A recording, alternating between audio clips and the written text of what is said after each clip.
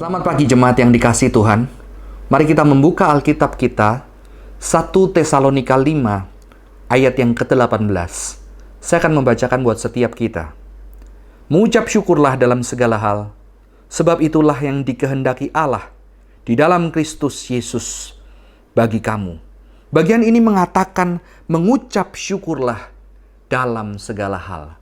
Pertanyaannya adalah, apakah kita harus mensyukuri hal-hal yang buruk yang menimpa kita? Apakah firman ini berarti kita harus mensyukuri ketika kita mengalami sebuah permasalahan yang berat, ketika kita mengalami kesulitan, ketika kita mengalami musibah atau bencana? Contohnya hari-hari ini, banyak orang-orang yang kehilangan orang-orang yang dicintai, kehilangan orang tua, kehilangan suami, kehilangan istri, kehilangan keluarga yang mereka cintai. Terkadang kalau kita tidak berhati-hati, ayat seperti ini sering disalah mengerti. Dan kadang mungkin dipakai oleh sahabat kita, mungkin juga hamba Tuhan, mungkin juga kita sendiri yang sebetulnya kita bermaksud baik. Kita ingin menguatkan orang-orang yang sedang kesulitan. Kita berkata kepada mereka, mengucap syukurlah di dalam segala hal. Tetapi saudara-saudara, sebetulnya kalau kita teliti ayat ini tidak mengatakan syukurilah kematian, syukurilah kecelakaan. Ayat ini mengatakan mengucap syukurlah di dalam segala hal.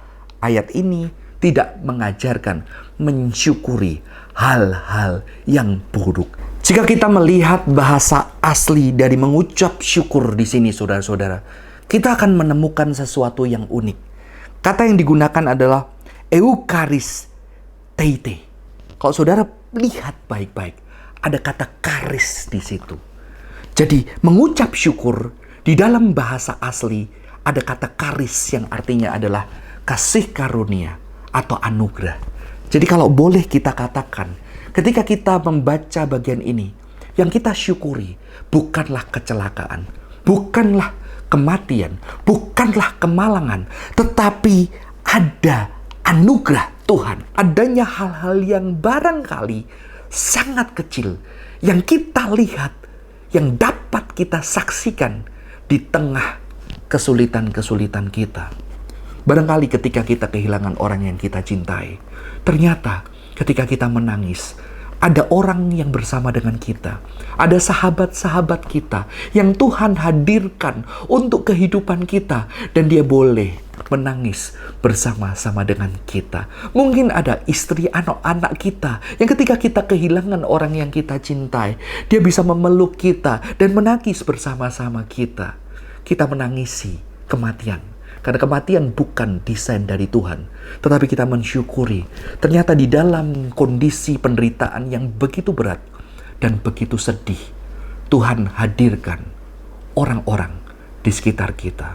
Kita yang mungkin pekerjaan kita tidak baik.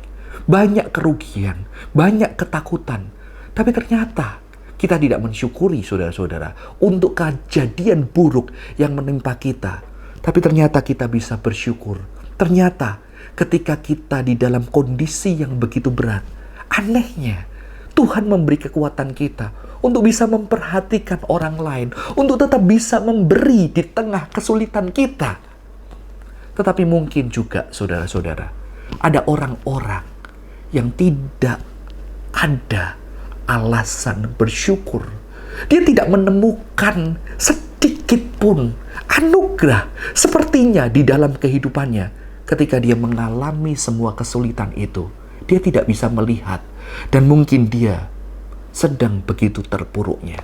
Jika saudara-saudara yang tidak bisa menemukan anugerah di balik setiap penderitaan kita, mari kita melihat kepada anugerah satu-satunya yang sudah terjadi 2000 tahun yang lalu, yaitu di atas kayu salib.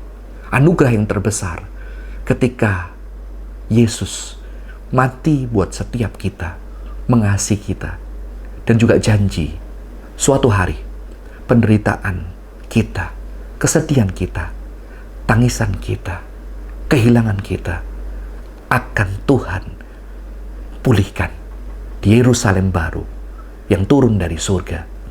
Tuhan Yesus memberkati setiap kita.